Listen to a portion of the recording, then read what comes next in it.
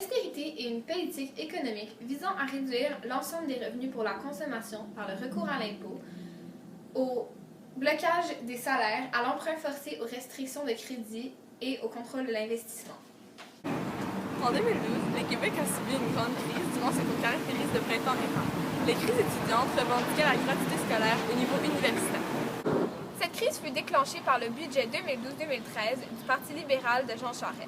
Cependant, comme de fait, le Québec est la province canadienne où les frais de scolarité sont les moins élevés. Mais pour les étudiants, cette hausse était considérée comme phénoménale. Pour se faire entendre, les étudiants sont devenus grévistes, ont cessé d'assister à leurs cours, sans oublier les fameux concerts de Castor. Cette crise prit fin avec l'élection du gouvernement Marois le 4 septembre 2012. Pour nous renseigner, nous sommes allés au cégep Saint-Laurent interviewer un campeur. Donc, que revendiquez-vous en campagne? Je pense que chaque personne a un peu ses idées, son idée derrière la tête, ou ses idées. C'est un peu un regroupement de personnes qui ont envie d'être ensemble, qui ont envie de faire les choses différemment. Moi, je suis là pour le fait de sortir en gang, de camper, de dénoncer, aussi de choquer un peu les gens, de choquer positivement, créer une petite réflexion, une petite surprise, que ce soit en ayant 420 ou en engageant l'attitude, non conforme, si on veut. C'est un peu pour ça que je suis ici, puis je trouve que c'est beau, mais bon, on dira. Comment l'austérité vous affecte puisque vous ne payez pas d'impôts? Ben, premièrement, on paie de l'impôt parce qu'on travaille un peu aussi. Certains étudiants, on travaille des petits choses comme le SAID, bien sûr.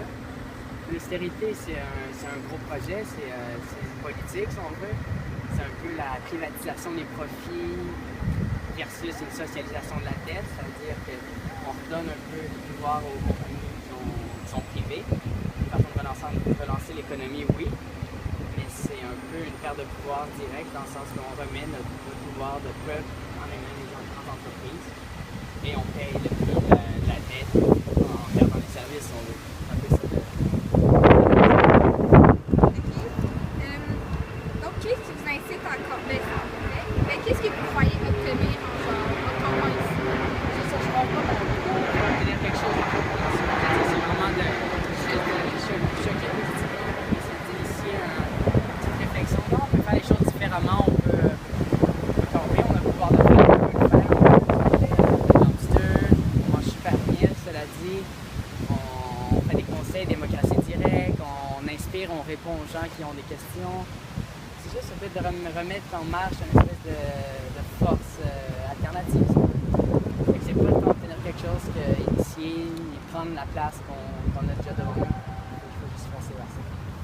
Depuis quand campez-vous? Puis quand vous pensez ne plus camper? Ça fait un mois que le campement est installé, à peu près, peut-être un petit peu plus. Puis, on n'a pas de date de finale encore, ça se prépare tranquillement, on a des conseils, on mijote. Mais a priori, on reste tant qu'on veut, puis tant qu'on aura le goût de rester, ça reste. C'est surtout ça. Il y a aussi d'autres mouvements d'occupy à travers Montréal, il y a d'autres cégeps, puis je sais que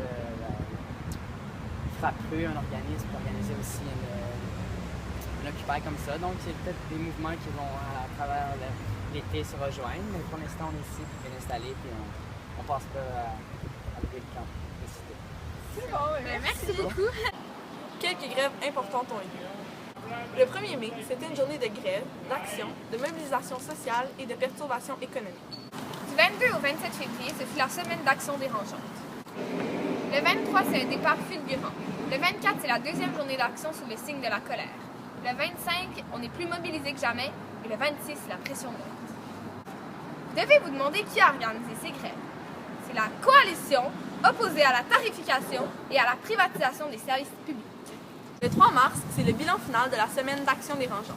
Plus d'une centaine d'actions contre l'austérité ont eu lieu.